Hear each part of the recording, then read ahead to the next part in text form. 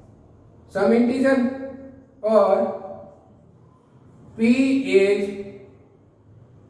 3 is factor of p, ठीक है। 3 is factor of p।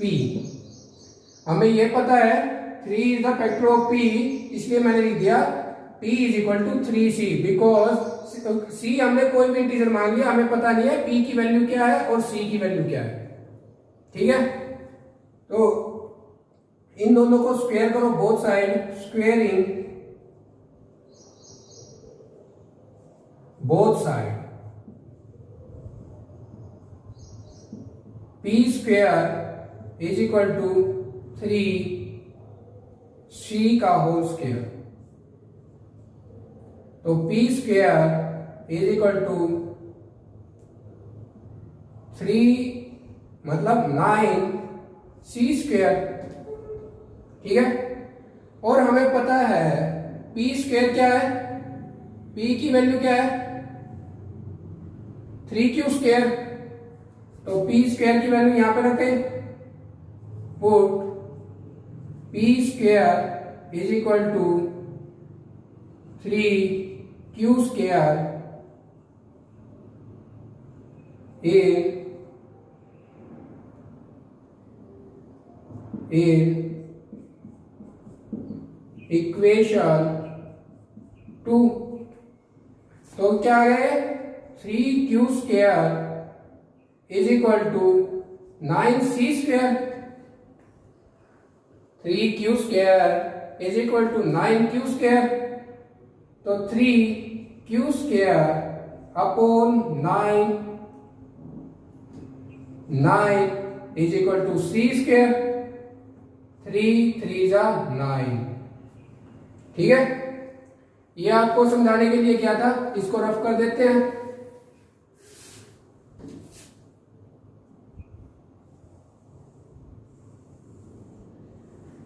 इसके बाद यहां से अगला स्टेप, ठीक है।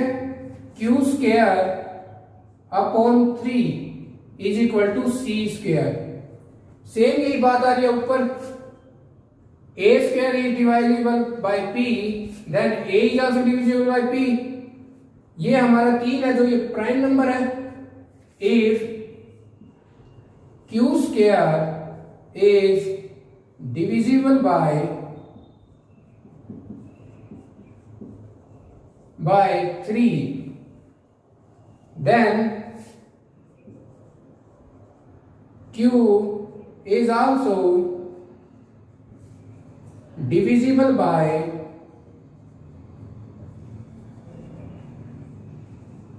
q, q से भी डिविजिबल होगा, q is also divisible by 3 से भी डिविजिबल होगा। Then so 3 is factor of q, 3 is factor of q। तो फिर क्या हो गया, तो मतलब आपने देखा कि 3q का भी फैक्टर है, 3q का भी फैक्टर है और 3p का भी फैक्टर है। 3 is factor of p, 3 is factor of q। और हमने इन दोनों को क्या एज्यूम किया था, these are coprime number. Coprime number कौन से होते हैं, जिनमें खाली 1 कॉमन आए, लेकिन यहाँ पे क्या 3 भी कॉमन आ रहा है। तो हमारा एजम्पशन गलत था कि हमने इनको p बाई क्यू की फॉर्म में लिखा और p और q को को प्राइम नंबर मान लिया, हमारा एजम्पशन गलत हुआ। सो 3 is factor of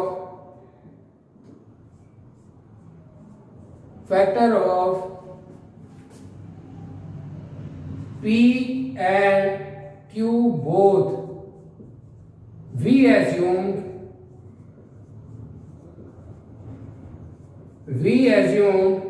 p and q are co-prime number, co-prime number. So our assumption was wrong. हमारा assumption क्या था? हमारा assumption ये था कि ये रैशनल नंबर है। रैशनल नंबर कब होगा? जब ये दोनों को प्राइम नंबर होंगे। पी और क्यू की फॉर्म में लिख सकेंगे रैशनल नंबर को। तो हमारे ये सारे के सारे हमने जो assumption किए थे ये सारे रॉन्ग हो गए। Our assumption is wrong. So √3 is irrational number.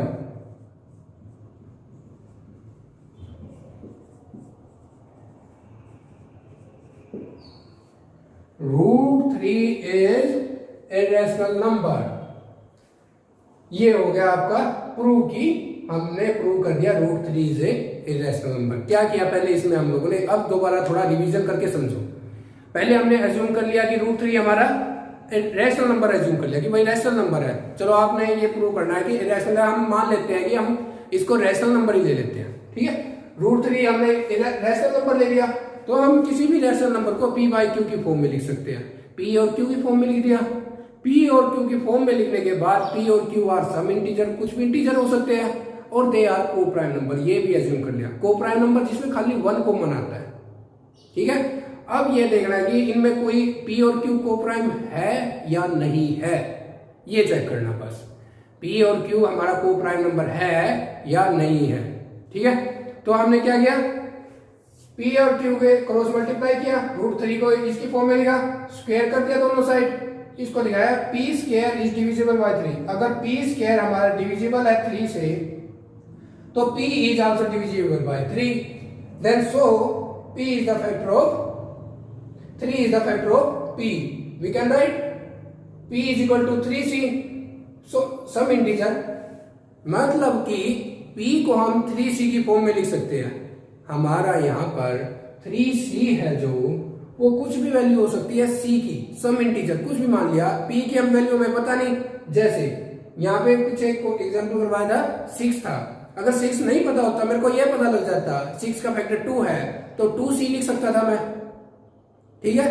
वो 6 नंबर पता था, मेरे को यहाँ पे नंबर नहीं पता p की वैल्यू क्या है, p की वैल्यू नहीं पता है, लेकिन मेरे को ये पता है कि जो 3 है वो फैक्टर है p का, तो 3c लिख दिया। 3 is the factor of p, squaring both side, square करके लिख दिया, p square is equal to 3 square. जो p स्क्वायर की वैल्यू यहाँ पे आई थी equation, p square is equal to 3q, p square is equal to 3q in equation 2। Second equation ये थी, इसमें रख दी p स्क्वायर की वैल्यू, डिवाइड करके देखा आपने q स्क्वायर अपॉन 3। जो q स्क्वायर है वो भी 3 से डिविजिबल आ गया, तो मतलब q से भी डिविजिबल होगा वो। अगर q स्क्वायर 3 से डिविजिबल है, तो वो q है जो खाली अकेला q भी 3 से डिविजिबल होगा, इस इक्वेशन, इस थ्योरम के हिसाब से, ठीक है। सो 3 दोनों का फैक्टर मिल गया मेरे को, और मैंने एज्यूम क्या किया था, को prime number, these are coprime number, लेकिन वो को प्राइम नंबर नहीं है। तो हमारा एजम्पशन क्या था, रॉन्ग था, हम गलत पढ़ रहे थे कि रैशनल नंबर है √3 इज ए रैशनल नंबर, ठीक है। ये हो गया आपका √3 इज ए रैशनल नंबर। अगर आप लोगों को फिर भी कोई डाउट हो तो आप कमेंट बॉक्स में कर सकते हो, ठीक है। ये आप नोट कर लो अपने फ्यूचर के लिए, टेस्ट और एग्जाम वगैरह के लिए।